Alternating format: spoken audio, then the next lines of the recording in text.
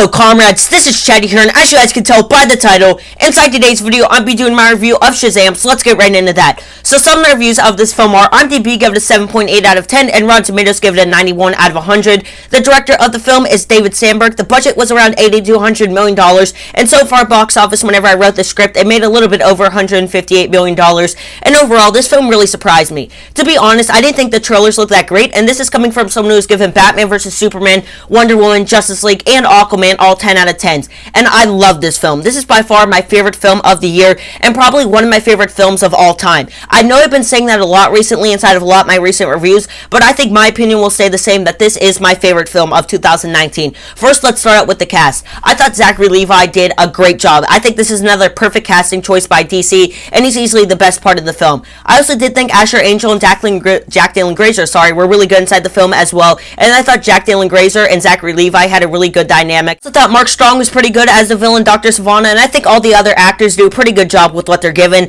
I also did think the CGI was pretty good inside the film. I don't think it's anything mind-blowing, but it certainly isn't bad, as well as the action. I think the action is pretty good, but I would like to see a little bit more of that. I also did really like the plot of the film, and I am glad they kept the final conclusion of it relatively small, but it did feel like it dragged on for a little bit too long, so I do hope for sequels, maybe they shorten the runtime, because I did feel like this was a little bit longer than it needed to be. I also did really like the inclusion of the Marvel family, and I did not expect DC to put them in the film, and I'm really glad they didn't spoil it inside the trailer, and I do hope for sequels they actually do have the Marvel family return. I also did think David Sandberg did a great job directing the film. I was a little bit worried about him, but by the end I thought he did a really good job overall. I also did really like the Superman cameo, although it wasn't Henry Cavill. I thought it worked better that they didn't actually show the face, and overall I love this film. This is by far my favorite film of the year, and like I said, probably one of my favorite films of all time. I would 100% recommend watching this. The cast is great, the characters are great, and overall the film is great. I'm going to give it a 10 out of 10. I really have no complaints about this film, and like I said, I would 100% want to see a sequel, and I will be updating you guys on all the news that comes out about the DCU, so definitely smash that subscribe button,